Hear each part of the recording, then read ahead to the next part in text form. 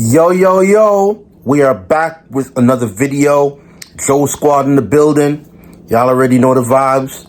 Listen, in today's video, we're going to talk about young and upcoming musicians keeping their composures. I'm talking about the new ones that are starting out, how to conduct themselves in certain services, what to wear, what type of tone to use. So if you're watching, before we begin, I'd like you to like, comment, and subscribe to the channel. Turn on post notifications, for the grind is not about to stop. Join me and meet me in the sanctuary.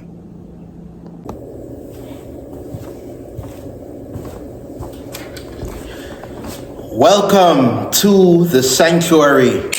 Yes, my place of worship, Bethel Temple of Praise, located at 191 North Broadway, Yonkers, New York. Welcome. We are in the sanctuary, and as you guys can already tell by the title, training upcoming musicians. Training upcoming musicians. And I felt like this video was very important because, you know, as we go along, some of us musicians that are established, we're going to grow old someday and we're not going to be able to play as how we used to. And so the younger generation is going to be coming behind us. That's going to be soon to take over, right? So while we still have life and breath and we have the strength to still gig and play around, we ought to teach the younger generation of how to keep their posture, how to be spiritual, how to be connected, how to be tapped in, right?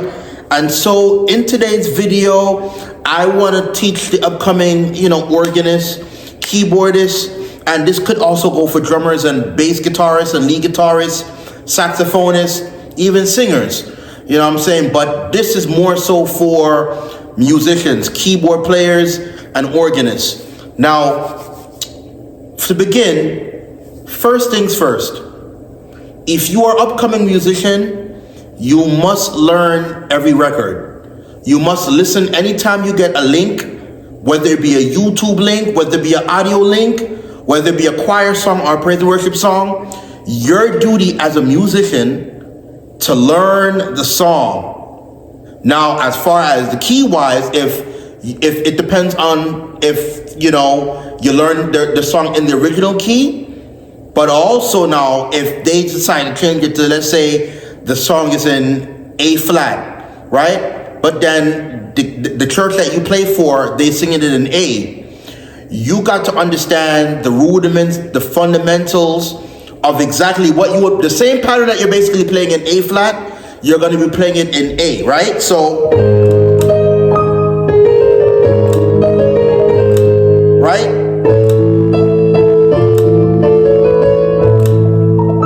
So it's the same rudiment, right?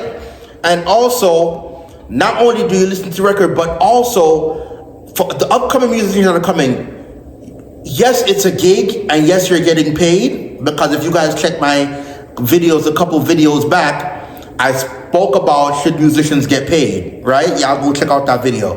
But yeah, it is very important that musicians keep a certain posture, right? So they're ready and pumped to play. Like you see me, I'm here ready to go. I'm keeping a posture. And musicians, young musicians out there, always look around. Look at your surroundings. The drummer is right here. The bass player is right there. You know what I'm saying? Eye contact is important, especially if you are a young MD.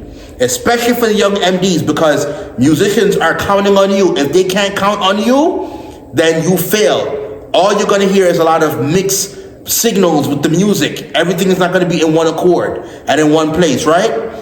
And you got to remember, it's not all about you, but it's about the band. Now, if it's just you and the drummer, you guys still are a band. You guys got to come together and work together, right?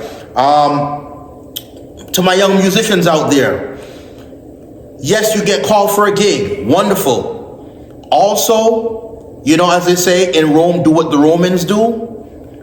In the church, if the church is being dressed, if you're going to a church for the first time, I feel like you ought to make a good presentation. It's like you're going on an interview. When you go on those interviews, you're in a suit and tie and whatever like that. And, because they say first impressions do count, right? So I believe when you go to a brand new church, a gig, or somebody hears about you and it's your first time going there, I feel like you gotta look the part. I feel like you gotta dress yourself, make yourself look clean and nice. You know, first impressions count, right? That's just the start of it, right? Because you want to look good. It's not every church you can come in except for, like the Baptist churches or the Church of God in Christ churches, where they'll make you slack and you come in a t-shirt, jeans, you know, slacks. Sometimes I'll be wondering, like, I mean, where you guys are not going to the park, you guys are going into the house of worship. Why are you guys dressing like you guys going to the park?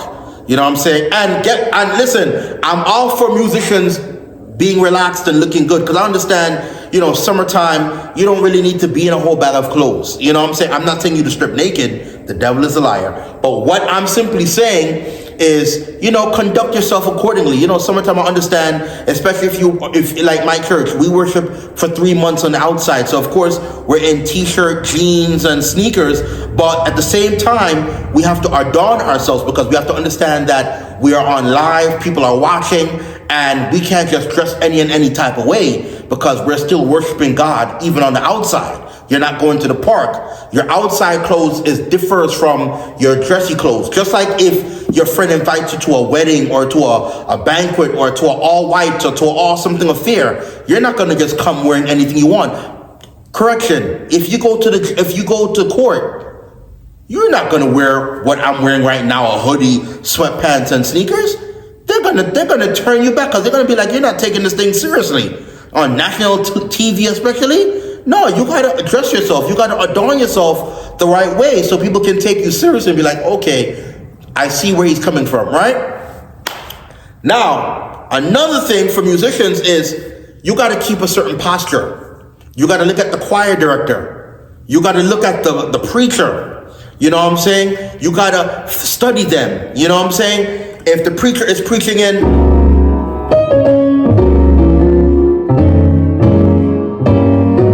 right? And if they're going up, you have to know how to read vocals. And I'm gonna share just this, because I'm giving y'all a little tip for all y'all musicians out there. And this is what I teach in my music. So I'm giving you guys a little insight. To my young musicians, I always preach this and say this to every one of my students. There's a difference between being an average listener, and a detail listener. It's not the same. And I'm gonna share this with you guys. An average listener listens to the record, right? Listens to the song in a whole totality, right?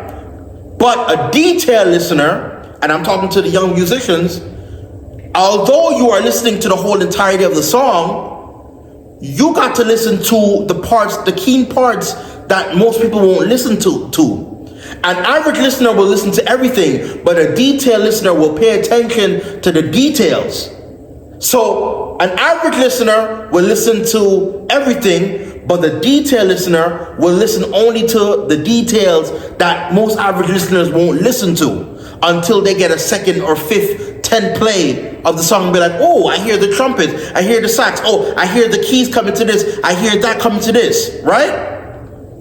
So it is very important, young musicians that are coming up, you must not be an average musician alone, but you must be a detailed listener. You want to make sure you cover all grounds. You don't want to leave anything unnoticed. You don't want to leave anything unturned. You want to fill in that void. And listen, if you're like me, and you've gone through rehearsals where you listen to a whole record, but you don't have a full band, you may not be able to do as much as what the record requires you, but you just work with the parts that you need to learn, and everything will just come into play. Because at the end of the day, you listen to records now. Back in the day, when you listen to a record, it used to just be organ and drums and organ and keys and stuff to make it simple. The intros, for one, used to be very simple. Now it's like you got six minor six, you got the minor fifths and so many different things just to come into that. It's almost like you're going around the circle to just come to that one point, right? Because it shows music is evolving. Every year you listen to certain records, music is evolving. You know what I'm saying? You just got to work with the time. It's not like back in the day. You know what I'm saying? But what I'm saying is, to my young musicians out there, keep a posture of you, you know, and when you go to a service, go with confidence, knowing that you know what you're doing. I'll also say, and I'll encourage to you young musicians, always study the old materials. Always study the old throwback gospel songs. Because in case you have certain singers that are from the old school that sing those songs, you can't be a musician for 15, 20, 50 odd years and don't know the old songs. You don't know the hymn of the church. You know all the K Loves. You know all the Kirk Franklins. You know all the John P. Keys. But you don't know the hymnals of the church. You don't know the hymns that have crossed our forefathers over. If somebody should get called to sing, and these singers come to you and they whisper a song to you and they ask you if you know it, and you say no, you should low-key feel ashamed of yourself, because as a musician, you're supposed to know these things. And let me just put this out there. Musicians, if you are serious about being a musician, don't just learn only gospel music. Yes, I said it. Don't just learn only gospel music. Learn R&B, learn jazz, learn classical, learn different type of music, different type of genres. Learn love songs. You know what I'm saying? You may get a call to play for weddings. You know, what am I saying? There is a time and place for everything under the sun. And musicians, and this is where musicians fall short. It's not always about praise break.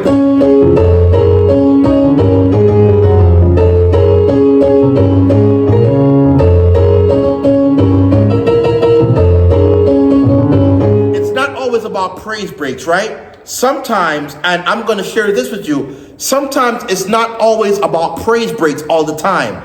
So you got to tap in as a musician, as a young musician. You got to be tapped in. You got to study the atmosphere. You got to study, you got to set, as a matter of fact, as a young musician, you set the atmosphere. You should be in church early before anybody, before the prayer team, before the praise and worship, before the deacons. You should be here setting the atmosphere, setting the tone. So anytime somebody comes and pray, it's just you just setting the field. It makes it easy for the person that prays. It makes it easy for the person that is leading praise and worship. It makes it easy for the whole entire. It even makes it easy for the preacher, right? So sometimes certain atmospheres don't include.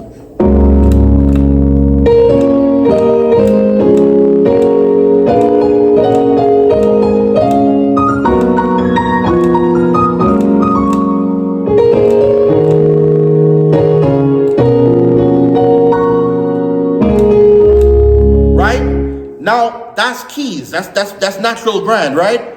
But sometimes if you want to set the atmosphere, and this is what I teach. So for instance, if there's prayer going on, and this is for the young musicians, right? Always tap into the presence of God. Utilize the sounds that you have. You may have a Korg. This is a S90 Yamaha, but your church may have a Motif. Your church may have a Korg. Your church may have a Triton. Your church may have a Casio. That's fine. You got to learn how to utilize the sounds, because not every sound is meant to be played in a church, especially if the atmosphere is not called for that particular sound. So in other words, you got to read the room. Yes, you got to read the room. You got to read the atmosphere. Certain atmosphere, when it comes to high praise, you know when to take out that snare, that snare sound with the keys or with the organ to kind of that high praise. You know what I'm saying? Now, but here, I'm going to use background strings.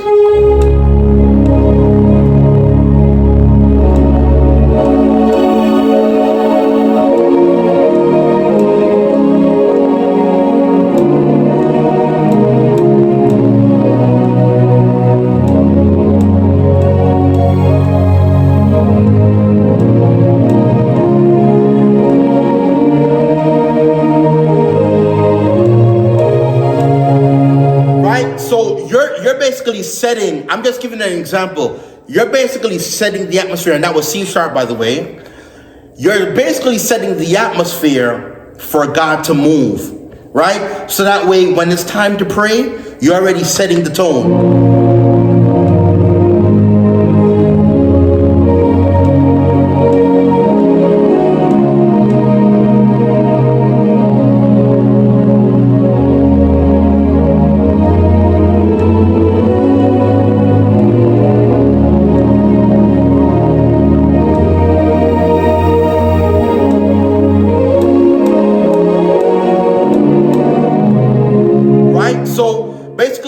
you can fool around, but at the same time, I'm just fooling around, but on a regular Sunday, like for me, I know that the prayer team, after Sunday school is over and we're breaking into prayer to set ourselves for worship, I normally just go into strings to set the atmosphere of worship, because strings brings out a certain type of prayer. You know what I'm saying? A prayer of healing, a prayer of deliverance, a prayer of freedom. You know what I'm saying? You know what I'm saying? So you can use keys, but if you're going to use keys, use piano strings for prayer. Now, I'm not saying that you should use it at every church, because at the same time, you got to read the room. You got to read the atmosphere. There are some people that when they pray, they don't want no music. Then you have some churches, they want you to play in the background to exuberate the worship, to exuberate the preparation of the worship and the praise, right? For we know all praise and glory belongs to God, right? So as a musician, you got to learn how to read the room, right? Next thing, as musicians, right? And again, we went over, you have to learn the songs. You got to learn the choir song. So when you come to rehearsals, you make it easy for the choir director, you make it easy for the choir. If the choir mess up, that's on them. But as long as you know your material, nobody can say nothing to you, right? Young musicians, it is very important and imperative that you, yes you, be on time. Time is very essential for musicians. If you are getting paid for a gig, you must be on time. And I'm speaking from experience, because I've made that mistake where I would show up to church a little bit late, not purposely, because I don't like being late, because I don't like the eyes to be on me. I like to be there on time, at my post, at my workstation, doing what I gotta do. Especially if you have to bring your own equipment with you. You should be here an hour or 2 hours early, the max, so that way you're able to set up and do your sound check. You should not be doing sound check during worship. That is not good. You should be setting up 2 hours early. I don't care what event you're going to. If you are bringing equipment like amps, keys, drums, whatever it may be, you must be there on time. Because, you know, for us musicians, setting up takes a good hour and a half and change, because we want to make sure our sound system, the amps and everything, work accordingly. Especially if you're going to a venue where there's an echo. You want to be there early so that way you can soundproof your sounds. You get what I'm saying? Because you're getting paid. So because you're getting paid, you want to give the ministry good quality sound. Especially if they're going live streaming. They don't want no crappy sound. Come on, you're getting paid. Especially if it was in the budget of what you asked for, you better give them a good sound, right? So basically that's what it is, right? In-ears, musicians. In-ear monitors are very important. They're very key. In-ear monitors. Every church should have one. Back in the day, in-ear monitors really wasn't there yet. You know, it used to be yo, yo, yo, or eye contact or hand signals. And young musicians, don't make it hard for the band. Don't make it hard for the band, right? It is your job. It is very important and very imperative as a musician when you are giving sounds, right? There we go. When you are giving sound or hand signals, let the musicians understand what you're doing. Let them understand that this is the build-up, this is the continuation, this is from the top, this is to stop. I normally do this and point for the drummer to give a solo, or for the bass. Eye contact and communication is very important, especially in a big service, especially when it comes to convocation. I feel like convocation is one of the biggest services ever than any other service. Yes, you have church anniversary. Yes, you have men's conference, women's conference. Yes, you have appreciation services. But I feel like none of that comes than convocation, where you really have to play out. Besides, stage shows. And even in stage shows, you got to be there 5 hours early because you want to make sure you get everything together. Everything is right. The stage is right. The music is right. Every factor that you can think of has to be on point as a musician. So yes, musicians, I am talking to you guys. So it's not enough to just learn the record, learn the music material, be there on time, right? Have a posture, knowing how to use certain tones to set the atmosphere. But it also is important to be tapped in to the presence of God. It's not good enough for a musician just to come to church and just play. Just come to church and just, right? But sometimes you're not giving God the glory. And sometimes people, when you're off, when the atmosphere just cut, because you cut the atmosphere because everything to you is praise break. Everything is not always, praise is necessary. Don't get me wrong. Praise is necessary. But worship breaks the yoke. Praise is a good emotion. I'm feeling God in my fingers.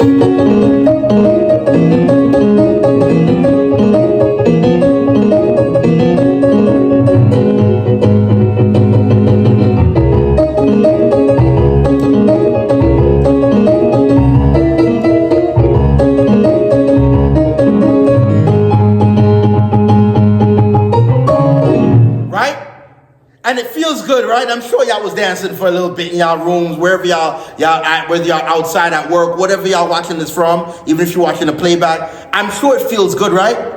But there's a time and place for everything. And I had to learn that growing up, that sometimes it's not always about the praise break. Sometimes it's about the worship. And sometimes it's about having a good groove.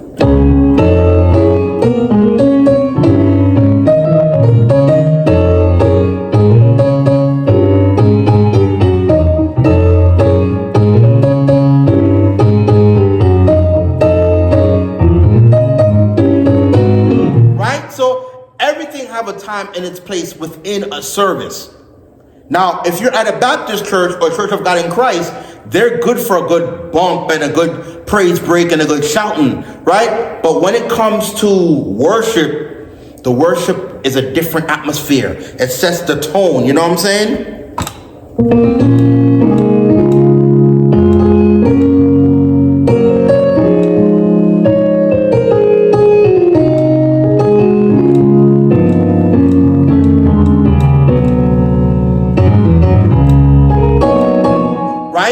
So, I'm just messing around, but when I'm saying everything has its time and its purpose and its place, you know what I'm saying? If a singer is singing a solo, depending if it requires an organ or it requires a piano or piano strings, you utilize those things because it enhances, especially if you're by yourself. Because like I said before, you have to read the room. You got to read the environment that you are at. It's not always about the praise break and the hype. Sometimes you got to cut that hype down and read the room. Whatever church you go to, read the room. Watch your surroundings. Watch what's in front of you. Especially if you are the MD and you are controlling the band, you have to be able to watch the room and then be like, okay, musicians, let's lower it down. Let's play this. And always have a song in the back of your mind. And for me, I love, as a musician, you have to, this is why you say you got to study your songs. Sometimes God will give you a song, and that's why I say you got to be tapped in. There's many times that for altar call, I'm always tapped in. I always have a song that matches the energy of what the preacher has preached. And sometimes God will just give me a song off the top, and I'm playing it, and it's right. Because it's breaking the yokes while people are at the altar. You know what I'm saying? It's driving people to come to the altar, because if you give a certain song that have nothing to do with the message, people are not going to come to the altar. There has to be a song that will reel them in. And it's not because you're persuading them, but because the move of God is so strong and so real, you want that song to tap into what the preacher has preached. That people can be healed, delivered, and set free. Because at the end of the day, that's the result that you want. You want your music to deliver somebody. You want your music to not only be influential to the natural mind, to the actual eye, but they feel the presence of God through you playing, right? So again, we tapped into learning the record. We tapped into reading the room. We tapped into posture, having a good posture. We tapped into, like understanding the hymns of the church, not just the new age. And then we tapped into learning different genres of music, because you never know, you may get calls to play for a wedding, you may get calls to play for the White House, you may get called to play for Manhattan, you may get called to play for a stage show that doesn't require church music. You have to be all-arounder. You have to have balance. You have to have balance, you know what I'm saying? So you can't just be one-dimensional and just learn just gospel. You have to learn different genres of music, because you never know what opportunities may come. And guess what? Because you don't know it, they have to find somebody else. You just blew that bag. You know what I'm saying? And that bag means money. So I'm gonna just end the video right here. We are 25 minutes in. I hope you guys, young musicians, and like again, even singers and bass players and drummers, I hope you guys understand, the Bible says to study to show thyself approved, rightly dividing the word of truth. Musicians, you have to study to show yourself approved, so that way you can, once you are locked in, people will call you. And when you are going live, make sure you know what you're doing. I get so many engagements because I go live, and I get calls to play for a Nigerian wedding. I get calls to play for massive weddings. I get calls to play for banquets and so many different things, because if I was not good, if I didn't work on my craft, if I didn't practice, I would not be where I am today, right? And I'm not boasting, but I'm boasting in God, because I put the work in. I put my blood, sweat, and tears into where I am. Musicians, don't stop practicing. And let me tell you something. My father will always tell me this: you can do all things through Christ that strengthened me. In other words, you may not see the results of where you at now, but it takes time. Rome wasn't built in a day. If you look at a building wasn't built in a day. It takes, scaffolding on the outside, brick by brick, and doing all these things. And it takes maybe a year or two in order for it to get strengthened, in order for it to come out into full completion. So even if you're a young musician and you don't see it now, don't give up. Keep on posting. If you are a drummer, keep on posting. If you are a saxophone player, keep on posting. If you are a lead guitarist, bass player, keep on posting. Right? You build up confidence in yourself, and watch how God will send that man and that woman in to see your gift, and you're going to get that first phone call, that first DM. Oh, I want you to come and play at my church. I love your work. I would love to hire you at my church. And that's where it began, because that's how it happened with me. I had to expose myself out there and put myself on social media, on Facebook. For those of you that have me on Facebook and Instagram and Snapchat, even though I'm not vacant on there, and my Twitter, I'm always posting me playing. You know what I'm saying? And for those of you that want to add me, I'll put it on my description. But again, I hope this is helpful to you guys, and to my young musicians. Listen. It took years of experience. And also, let me just end this off with this. You must have self-discipline. You must be able to take criticism even from professional musicians. Don't feel no way. Don't feel like, oh, whatever. No, it comes from experience, because discipline will teach you to become a great musician. You must have self-discipline. Practice make perfect. In other words, you don't just practice just because it's a Sunday, but you practice every day, even if it's 15, 20 minutes, an hour tops, to learn the material. Because an hour, half an hour to an hour goes by very quickly, right? Take the time and learn your material. And as you keep learning and learning and learning, you're going to start building a pattern for yourself, right? To become what you want to become. So, again, I can go on and on. If y'all want me to do a part 2, let me know in the comment section, because I believe that the young youths that's coming behind us are the future.